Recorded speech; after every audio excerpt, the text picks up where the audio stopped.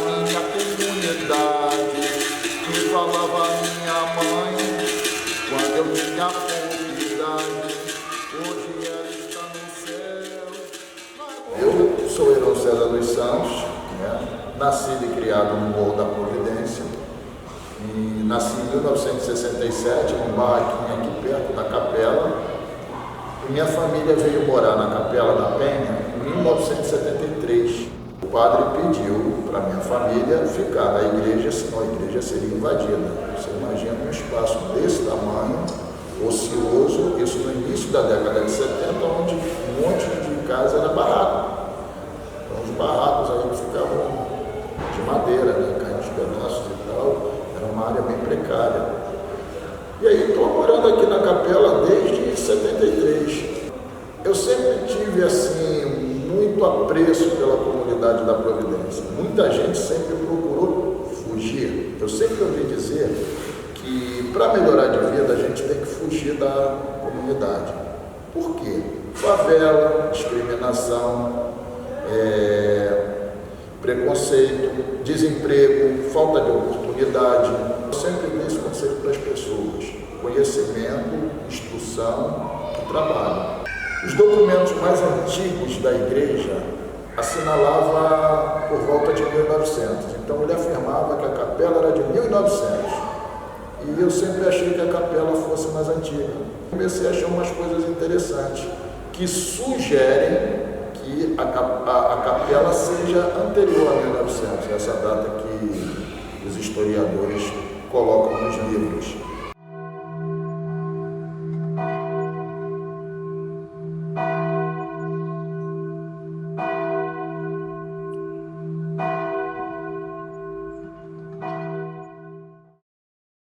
O compromisso da Irmandade de Nossa Senhora da Penha, que ele diz assim, que é um documento que é o firmamento da Irmandade, quando a Irmandade se implantou. Primeiro, esse compromisso diz que a Irmandade se implantou no Morro do Livramento. Morro do Livramento era o nome que a Providência tinha antes de Canudos. Era Livramento, Favela, Providência. São coisas interessantes assim que têm a ver com a cultura da Providência, né? Então existe a história erudita, a história dos livros, e existe a história oral.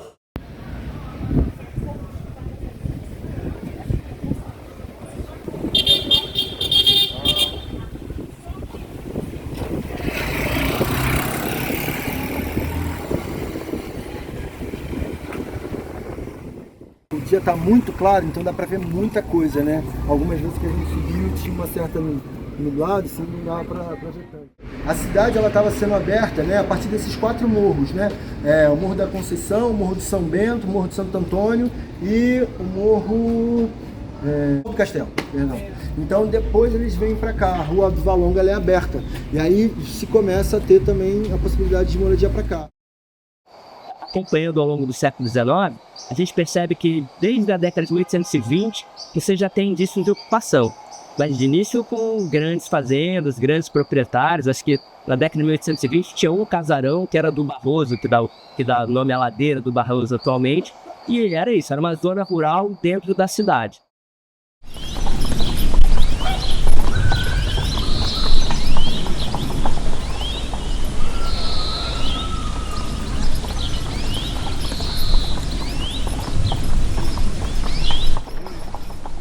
Eu não sou historiador, mas eu dividi, né, na minha didática em 3 períodos: chácaras, a formação da favela e a transformação da favela. As chácaras foram quando foram doados terrenos para os nobres.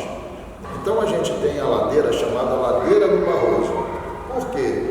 O marido falecido era um senador da República chamado Bento Barroso Pereira.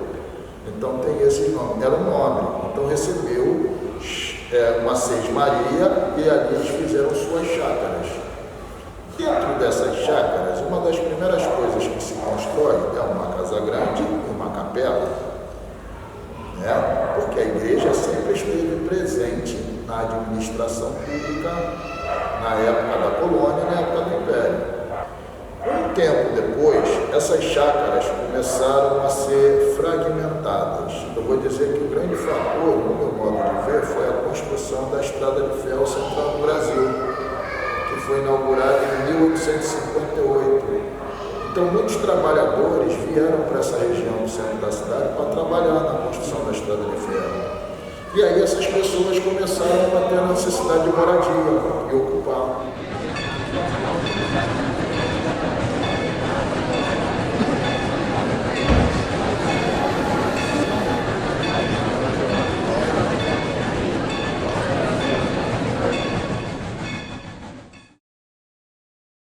Você já encontra na década de 1850 crônicas falando que ali é um território privativo de trabalhadores. Quem mora ali é aquele trabalhador de baixa renda, principalmente chegando mais na década de 70, é um trabalhador de baixa renda que está se colocando dentro do discurso da modernidade, da salubridade, da higiene. Você vê nos anúncios das casas nesse momento, das casinhas da região, dizendo, não, é uma casa muito higiênica, porque tem ar livre, é o espaço aberto, né? É o contrário, é muito mais higiênico do que a parte baixa da cidade. E a ocupação foi se dando por essas características da região, associadas ao fato de que é um morro que tinha as condições urbanas, tinha estrutura urbana. Por exemplo, o morro já tinha, desde a década de 50, já tinha água, porque ficava no morro uma das caixas d'água que abastecia a cidade. Maria lava roupa lá no alto, lutando pelo pão de cada dia, sonhando com a vida do asfalto, que acaba onde o morro principia. Lata d'água na casa.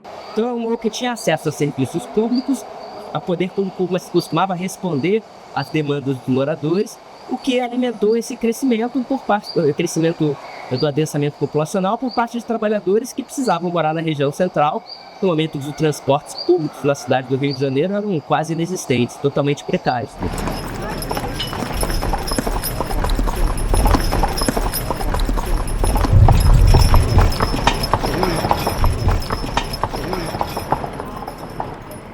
E aí se inicia uma ocupação com um perfil social mais claramente de trabalhadores, né? Início da década de 1850, 1860, ainda tinham esses moradores junto com algumas propriedades rurais, mas claramente você vê surgir as reclamações de que tem barulho de galinha aqui do meu lado, já estão reclamando de galinha, ou então os crimes que acontecem é furto de galinha, essas pequenas coisas que mudavam o ambiente rural na primeira metade do século XIX para um ambiente já mais densamente urbano.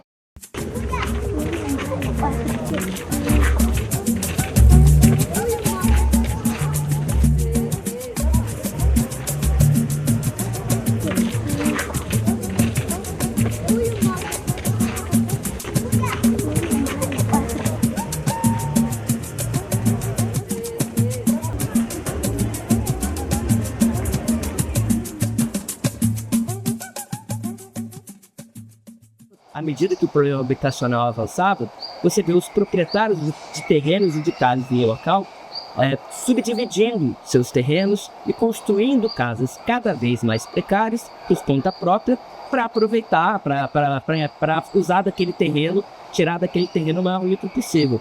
E passaram a construir no morro também cortiços estalagens. Na década de 70 tinham 7 cortiços estalagens na parte mais alta do Morro da Providência, né? Já não era. E outras vezes se diz que a favela veio substituir o cortiço, mas não são fenômenos concomitantes. A ocupação está se dando no auge do fenômeno das favelas. Então chega no final da década de 80, o início da República, eram espaços densamente ocupados por trabalhadores de baixa renda, um espaço sem enorme preponderância negra, porque falar de trabalhadores no Rio de Janeiro na segunda metade do século XIX é falar de trabalhadores negros, claro, e um espaço que progressivamente era abandonado pelo poder público. A imagem de um território quase que isolado da cidade. Ele vai se isolando da cidade. Ele era completamente integrado antes e vai se isolando. Até aquele momento, a ideia do morro como algo à parte da cidade não existiu. Ao contrário, o morro estava completamente integrado à vida urbana. Como de resto, socialmente continua. O que muda é a postura do poder público em relação àquele espaço. O período da favelização, ela veio no final do século XIX, que veio a abolição da escravatura e a proclamação proclamação da República. Aí foi onde aconteceu a campanha de Canudos. Aí foi onde surgiu o termo favela. O morro já existia ocupação. Só que o nome favela veio daí, quando os combatentes vieram receber a sua recompensa e nunca receberam. Para não ficar acampado em frente ao Palácio da Guerra, eles ocuparam uma faixa do Morro da Providência, que eles passaram a chamar de Morro da Favela. E durante muito tempo, início do século XX todo, a Providência, o Livramento, passou a ser chamado favela. Eu me preocupei em entender um pouco melhor o processo de ocupação do morro. E eu me deparava com uma historiografia, em campo de estudos voltado para o morro, que continuava a manter como marco muito importante da ocupação o ano de 1897, que marca a chegada dos combatentes de Canudos ao Rio de Janeiro e supostamente com a permissão do exército para que ele subisse o morro e instalasse ali suas casas. Outro fator da favela também, a favelização, que eu chamo, foi a demolição do Cabeça de Morro, aqui no centro, que é onde é o terminal rodoviário aqui embaixo, era o maior cortiço do Rio de Janeiro. Então ele foi demolido e parte das construções do alto do morro foi com material de cabeça de porco. Então muitas casas de madeira, barracos, foram construídas com esse material. Outra parte da bibliografia dá um dado diferente. Ele diz que não, foi a partir de 93, 94, com a destruição dos cortiços, especialmente do Cabeça de Porco, que ficava na beira do morro, que os primeiros moradores teriam pego os destroços dessa destruição e começado a construir as primeiras moradias ali.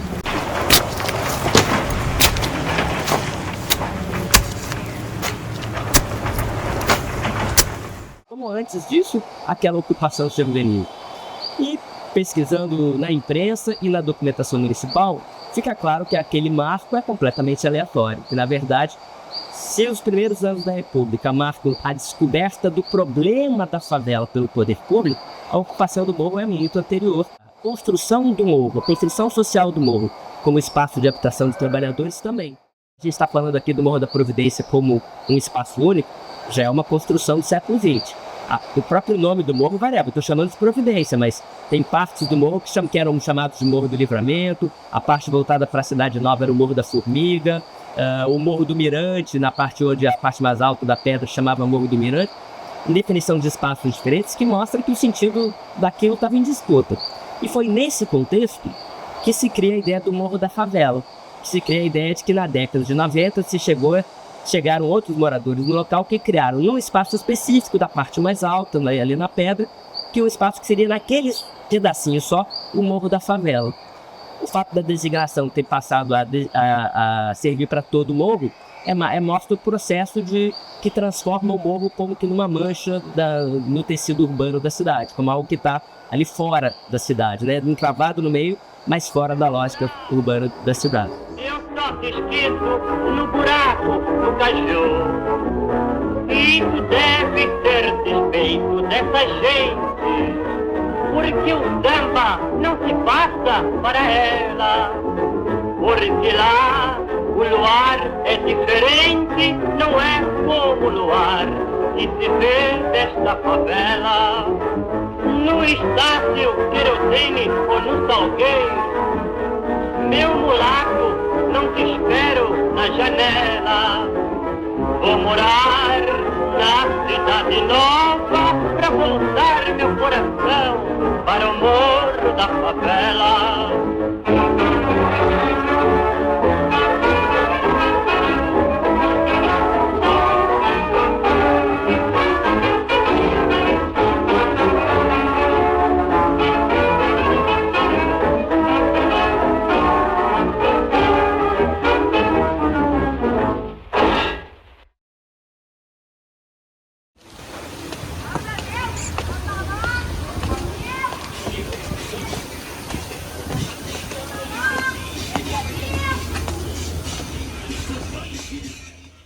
Os franceses invadiram a cidade em 1711, né? A cidade ficou raptada pelos franceses durante um bom tempo. Portugal teve que pagar os franceses, inclusive, para retomar a cidade. E aí ele acha que isso era um ponto de vigilância, então, da chegada do porto. Antes de Canudos, as pessoas já moravam na Providência. A história da Providência, a formação da Providência está totalmente ligada com o higienismo do século XIX e a remoção de casas de moradias pobres do centro da cidade. A Providência é a primeira favela, né? Então, a imagem que o governo tem da Providência, né, como que o governo pauta a Providência, sempre foi muito político. Porque a partir das imagens que a sociedade fazia da Providência, já lá no século XIX, que se pautavam políticas para todas as favelas da cidade, porque a Providência foi tomada como uma favela genérica, né? Como se fosse o exemplo de todas as favelas, para o bem ou para o mal, né? As visões que a sociedade colocava sobre a Providência como um lugar insalubre, ou como um lugar perigoso, tudo isso ia fomentando o imaginário social sobre as favelas em geral, não só sobre aquele território. Então a Providência sempre teve um papel político muito importante na cidade, por ser a primeira favela, por estar no centro da cidade, né, atrás da Central do Brasil, num lugar ali entre o porto, que foi o maior porto escravista das Américas e do mundo, talvez. A Providência é um lugar extremamente histórico que foi invisibilizado, né, ao longo de sua participação na cidade. A gente tem essa ideia da favela como algo externo à cidade, externo ao urbano, externo ao funcionamento do Estado, e não é bem assim, né? Ela sempre esteve ali ligada de uma forma ou de outra aos planos urbanos. A Providência é tão famosa, mas dificilmente os próprios moradores podem falar sobre ela e produzir imagens sobre ela, né? Quando eles elaboram circuitos próprios de memória, não só a galeria, mas outros movimentos de lá também locais, como o Rolê dos Favelados. O que eles fazem com isso é também pautar essa história, modificar essa história, modificar a sua imagem, colocar coisas que eles acham que ficaram faltando, né? A narrativa do Canudos, assim, trazer a presença negra na Providência, a história das pessoas negras na Providência, que ficou também ali de fora dessa história da revalorização do Cais do Valongo, da herança negra no Porto. Então, o que eles fazem lá é importante em vários sentidos, né? Porque retomar essa história, essa imagem, é também trazer coisas que ficaram invisibilizadas.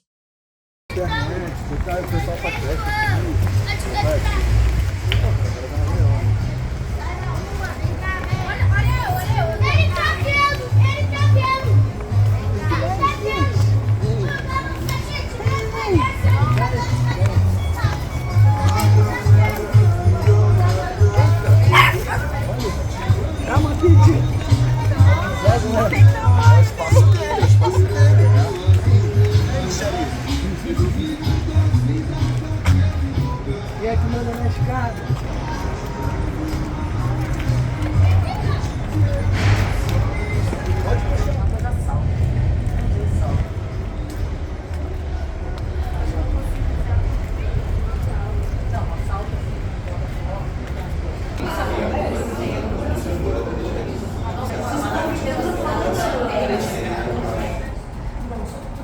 Sou crítico no Morro da Providência. Geralmente eu defino minha apresentação assim, né?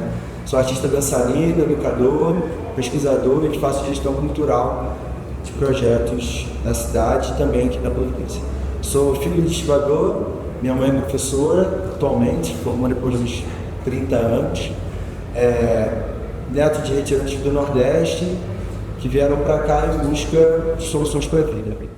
Desde a infância eu vejo meu pai falando da estiva, que os amigos que meu pai tem, para onde eu passava, isso aqui é amigo do papai, isso aqui ajudou muito o papai ajudou muito isso aqui, não sei o quê. E a relação do meu avô com as obras também, fez muitas obras, muitas casas de moradores na Ladeira do Barroso. 2009 para frente, começa-se a falar muito sobre o processo de requalificação, que chama de revitalização da região portuária. Já em 2010 eu participo como agente de campo, na época, no processo de implementação das polícias classificadoras, eles criaram um projeto à parte que era o PP Social. E aí eu fui agente de campo no território aqui, conhecendo mais a Providência aí a fundo, né? Rua, Beco, Viela. Começa esse murmurinho das obras, em 2011 acha-se o Cais do Valongo, em 2013 você tem a construção do Museu de Arte do Rio, 2 anos depois o Museu da Manhã, então assim, tudo começa a ser transformado, né? A demolição da perimetral, e aí eu estou vendo aquela movimentação em 2010, a gente teve a instalação do teleférico, tinha uma série de obras que eu não estava vendo uma parte de qualificação do próprio morro, assim, né?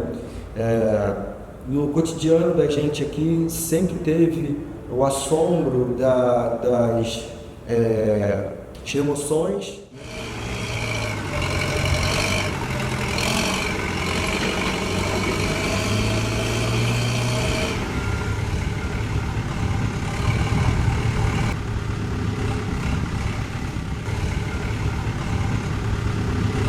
O município quer o quê? Demolir isso aqui, entendeu? E construir novas habitações para quem tem dinheiro. Vamos fazer os pobres da providência. De forma muito abrupta mesmo, instala o teleférico. Esse teleférico ele funciona até 2016, ele para e é retomado agora mais recentemente. A Providência, ela vai para a pauta da cidade, da política urbana da cidade em 2009, muito dentro da ideia do marketing urbano e de como mudar a imagem das favelas da cidade para receber os mega eventos olímpicos, né? E o formato de fomentar também a economia da cidade através desses mega eventos e que precisava mudar essa imagem, né? O Rio de Janeiro chega aí em 2009 querendo receber os mega eventos olímpicos, mas com uma imagem tradicional muito forte que ligava a favela, a violência, né? E o próprio governo tem um papel em pautar uma modificação da imagem das favelas para atrair esses investimentos. A Galeria Providência vem desse movimento também pós-urbanizações, pós-pandemia e de tudo que floresceu ali no morro depois disso, né? A necessidade de organização, a necessidade de estar debatendo para a par com os técnicos e todo o conhecimento do governo que estava propondo coisas ali, sem necessariamente concordar com a população, fez com que muitas coisas de maneira surgissem ali, de mobilização de dados, mobilização de cultura. Tinha essa contraposição a respeito de como a favela era vista, para além da questão dos jornais, e achei aquilo ali muito forte, assim, muito importante, porque era a nossa vez, era a possibilidade de eu falar para um monte de pessoas que estão visitando a cidade, que isso aqui também é cidade, que a gente tem muita história para poder contar, e não é só história de violência, de mácula. Aos pouquinhos eu fui me aproximando mais do Museu de Arte do Rio, mas ainda era eu como convidado de um lugar que eles são verdadeiros convidados, né, no meu território. Eles estão fazendo uma série de museus. Eu lembrei que em 2005 havia tido uma história de um museu a céu aberto, na gestão do César Maia. A melhor forma de poder pensar esse projeto é dizer que esse projeto existe, apesar dele não ser meu, né? Agora, olha, o que você está fazendo com relação a isso? Eu estou pensando nas galerias. Nessas galerias elas podem ser construídas com os moradores, não para. Então, a partir daí, comecei a desenvolver a ideia de ter uma galeria a céu aberto, né? Já que o museu está pronto.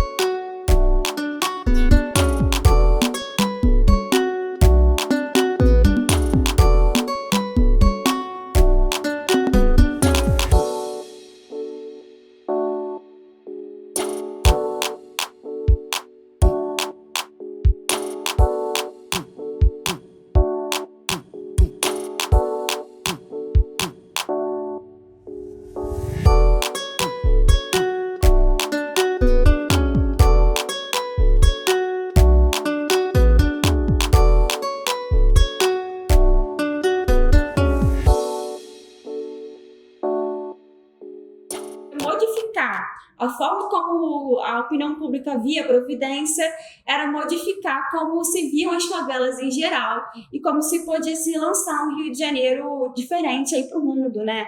E economicamente atraente também. Então é nesse contexto que surge aí também, que se retoma uma ideia que era lá na época do César Maia, de um museu a céu aberto na Providência. Essa ideia inicial ela já vinha de uma onda de uma característica de urbanização que é crescente ainda, que é de ligar o turismo às favelas. E essa retomada dessa ideia, ela vem da Galeria Providência de uma forma bem diferente, porque em vez de ser uma coisa pautada externamente por arquitetos e urbanistas, pelo governo somente, o Galeria Providência vem retomando, né, pelos próprios moradores, a iniciativa de fazer um circuito, de mostrar a Providência para o mundo, fazer um circuito de museu lá, mas também mudar essa imagem da Providência pelos seus próprios termos. Eu achei isso estratégico, assim, sabe? Chegar para a prefeitura e falar, um dia vocês foram lá, um dia vocês começaram um projeto, e esse projeto ele precisa ser continuado. O projeto ele é feito por mim como morador, parte da minha família, amigos, cada um que vai chegando, então eu achei por bem construir isso num lugar onde eu sou conhecido. De uma forma lúdica, mas não menos importante, de poder pensar política social, assim, sabe? Desenvolvimento, pensar a arte como esse vetor mesmo de transformação. O meu sonho era ter uma escola, um espaço escolar, um espaço de desenvolvimento humano, mas que processos responsáveis. Porque eu já fazia essa ligação entre a criança, né? Escola e a casa, né? E aí, desde 2009 ou 2010, que a gente falou, é hora de conversar com a ação de verdade, eu fiz escolhas, né? Abri mão de algumas conquistas profissionais, falei, vamos junto ao território, vamos com tudo, né? E aí o Hugo acreditou também, ele acreditou em mim, e a gente começou a escrever. Em 2013 a gente começou a consolidar esse espaço como um espaço de sonho. Eu queria um espaço próximo do mercado popular, né? Eu queria aqui nessa área do morro. No ensino médio eu conheci o Casé, junto com o Grau, que eram meus amigos meus, e a gente se encontrou num festival que estava acontecendo na Cidade das Artes. Eu apresentando um espetáculo, minha companhia, e o Casé com uma galeria de arte. Então o Casé veio como esse curador, selecionando alguns artistas notórios, porque a favelada é muito crítico, então dá para botar qualquer coisa na parede dos outros. E a gente convidou alguns artistas do próprio morro, inclusive do Morro do Pinto também, para poder fazer essa primeira ação. E aí, assim, fomos pedindo, né, da Casa dos Moradores, os comerciantes locais, a gente vai fazer uma ação, né, de pintura no morro e tal, o que você pode doar? Não tem dinheiro, tu tem um bolo. Desde que a água eu dou. Não, tem uma tinta aqui que está sobrando. O próprio Museu de Arte do Rio, na época, foi super incentivador, assim, deu, na época, muita sobra de tinta, material, pincel.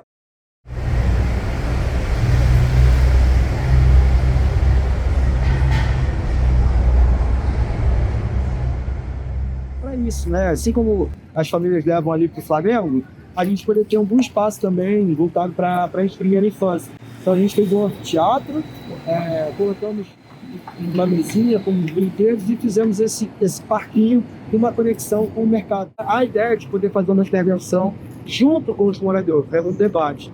A gente fez mais 2 oficinas, uma delas está relacionada ao direto.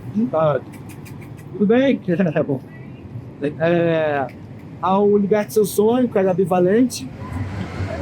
A gente somou o trabalho, né, do Liberte Seu Sonho com o da Galeria Providência, e ela comprou a ideia do desafio de fazer os azulejos. E aos poucos a gente foi pegando os sonhos do pessoal do Mente Espina, do pessoal do pré-vestibular, as crianças que estavam com a gente aqui nas aulas de sapateado. Então, aos pouquinhos, de grupos diferentes de moradores, que a gente foi sentando e fazendo essa oficina do Liberte Seus Sonhos, falando da importância de sonhar, né, dizer que esse sonho vai ficar aqui numa plataforma como o azulejo que dura mais de 100 anos. O tempo acadêmico ele é um pouco mais longo, e quando tem projetos de extensão como esse que estão acontecendo agora, isso possibilita uma diminuição desse tempo, porque as urgências do que acontece aqui, elas são para ontem. É o fazer acadêmico, isso precisa estar em bloco, isso precisa estar numa urgência de vida, assim, sabe? Um laboratório como o CAC, né, Comunicação, Arte e Cidade, ele já se propõe a estar nesse lugar.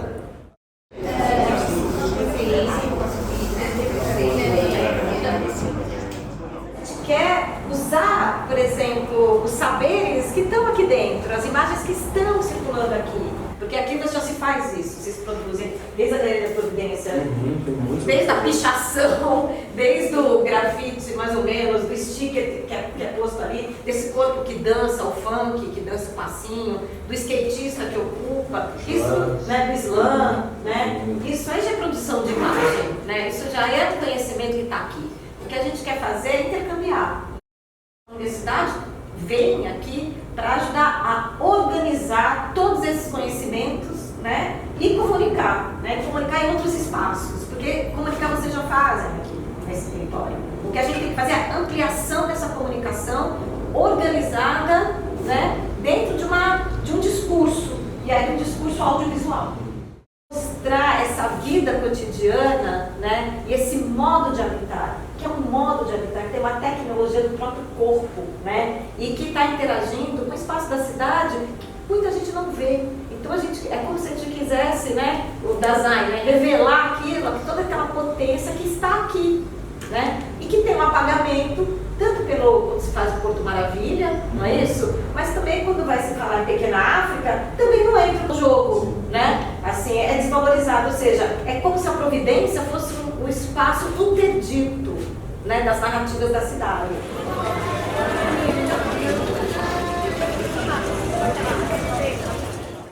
Pode fazer esse exercício de olhar essas imagens, debater a construção dessas imagens. Logo essa foto, eu sou capaz, sabe? Eu existo nesse lugar, né? Eu existo também, mas eu resisto e vou vencer todos os obstáculos. Eu já iniciei um novo, né, de registro de moradores e estou aqui para aprender justamente. A academia é sempre bem-vinda para criar esse norte, muitas vezes que a gente começa a criar as coisas meio de forma aleatória, e estou aqui para aprender novas técnicas de poder contar a nossa história a partir de uma narrativa mais pessoal e que tenha mais a ver com o nosso território. Beijo, obrigada, tchau, tchau. Pode mandar o da Luana, manda pro Luana, mas manda em tempo real, tá? Aqui, né? Aqui na caixa. Aqui, ó. Pensar no plexo, assim. Abrir mais, não tem problema. Nesse plexo, né? Aproxima. Assim tá bom. Tá ótimo. Menos ainda. Né? Pode ser um pouquinho menos, pode ser aqui do peito pra cima. Deixa eu fazer mais um retrato seu, então. Ó, pessoal, quem tiver no campo fizer alguns stories, marca a Galeria Providência, tá bom? Tá bom. É nóis. Tá ótimo.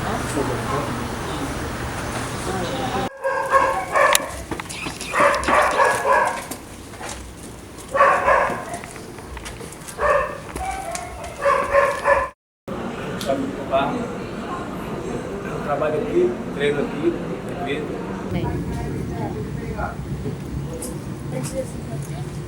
Não, pode fazer. Você sabe, linda, maravilhosa.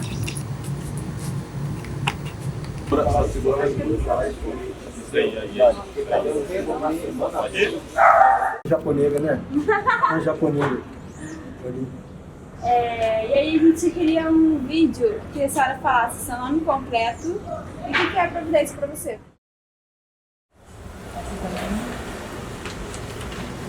Puxa aqui. Aqui. É uma moça. Vamos ver o próximo. Uma outra moça.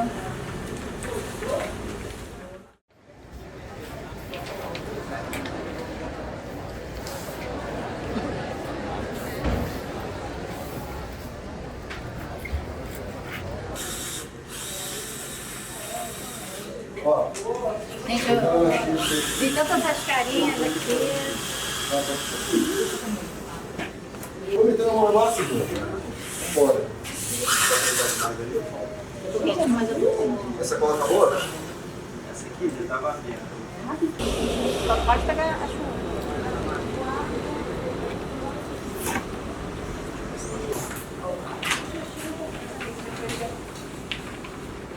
Já perdeu. junto embaixo.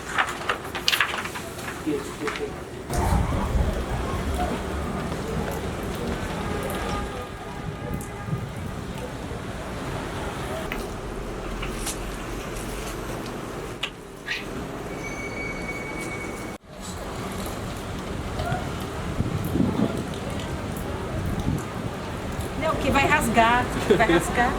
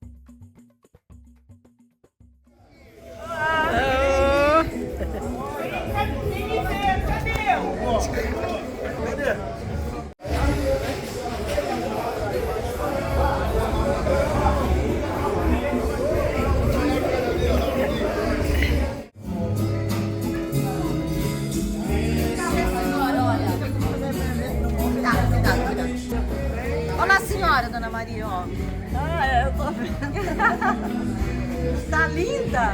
Olha pra cá, vó. Eu pra quê? Olha como é que você ficou assim. Ó, eu queria colocar a senhora lá naquele topo lá, mas a gente não conseguiu chegar. Obrigada. Mês 6 eu cheguei aqui.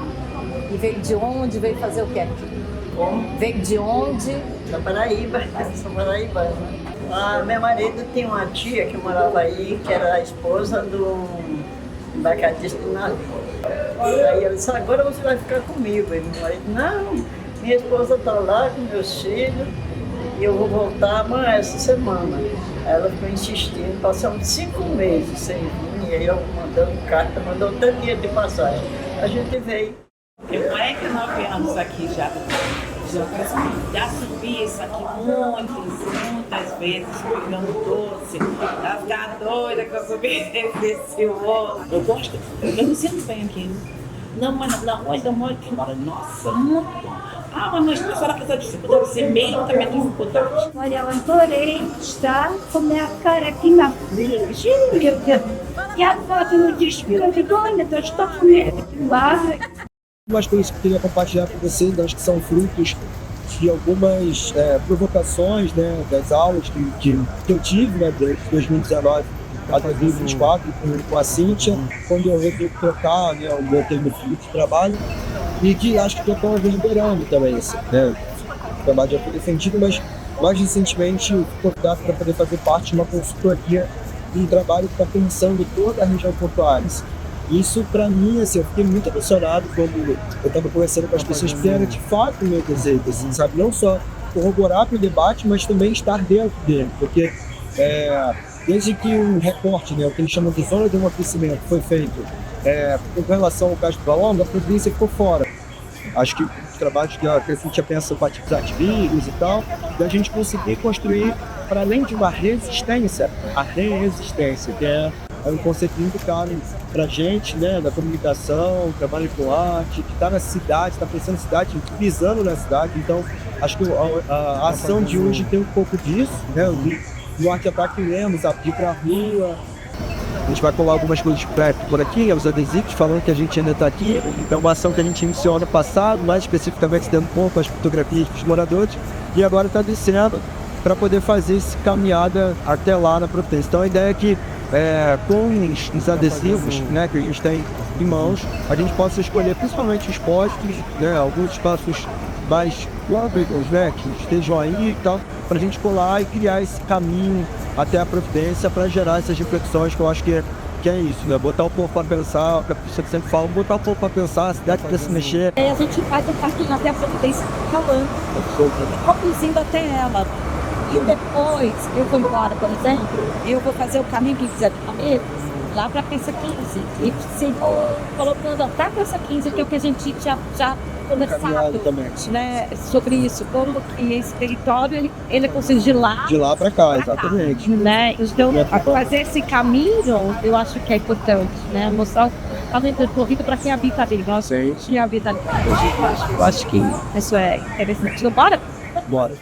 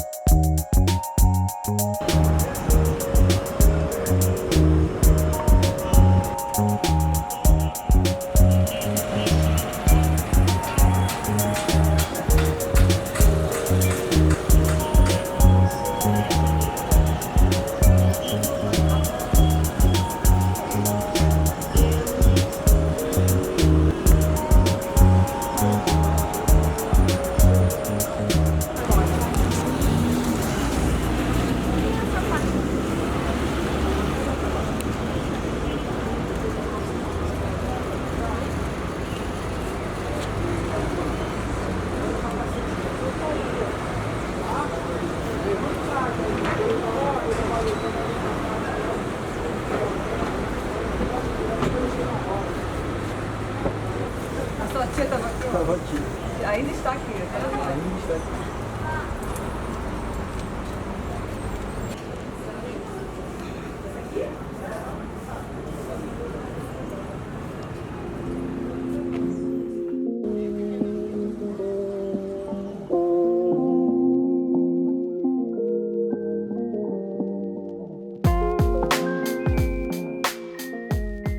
que eu mais gosto aqui na Providência, meus vizinhos, minha vida.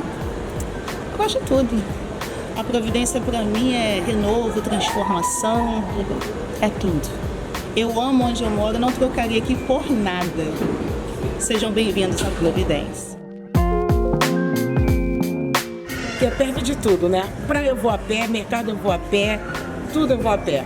Então, Providência é uma mãe, né? A Providência é uma casa, uma mãe, onde eu nasci, me criei. E a gente que todo mundo se conhece, então assim, essa parte é muito legal da Providência, que as pessoas se ajudarem, isso é muito bom. E eu amo esse local. E a Providência para mim é a paixão de um carioca, porque ela foi a primeira favela do Rio de Janeiro. Muito cria a raiz da Providência. E é um lugar que eu gosto muito de estar. Eu amo morar na Providência. Eu acho que deveria ter mais cultura, mais infraestrutura para as pessoas. Aqui tem ONGs, aqui tem pessoas que ajudam, sabe? Que tem ONGs que ajudam o próximo. Eu tenho uma referência maravilhosa disso aqui. Eu adoro esse lugar. Aqui é um local bom, tem tudo perto, lazer para as crianças. A Providência para mim representa potência. A Providência representa para mim o meu lar. Depois que eu vim do Nordeste, é o lugar onde eu me identifiquei. Recomeço de vida. Neste Morro da Providência eu adoro. Sou cria do Morro da Providência. A Providência é tudo para mim. É um morro muito maravilhoso. Com muita diversidade mesmo. Trabalho, tenho um pequeno comércio e sou feliz. Eu adoro esse morro aqui. A Providência para mim é minha casa, é um lugar de paz. Eu nasci aqui e vou morrer aqui, mas matado por Deus. Ajudar nossas crianças e jovens da nossa comunidade de Morro da Providência a trilhar o caminho do bem através do esporte e da educação. Morador aqui da comunidade do Morro da Providência e não me vejo morando em outro lugar, vivendo em outro lugar. Minha vida. Que é o lugar que eu escolhi criar raízes, é o lugar que eu escolhi viver, é o lugar que eu escolhi para ser o meu lugar. Tudo te procurou minha vida, né? Nossa história aqui sempre foi composta por muita violência e a gente continua aqui resistindo e em busca de algo e um futuro melhor pra gente. Vim da Paraíba e escolhi a Providência para morar. Providência é tudo, é família, é amor, paz, é isso. Amo a Providência. Providência para mim é vida, é potência, pois aqui eu nasci, aqui eu me criei e ela pode ser muito maior do que ela é.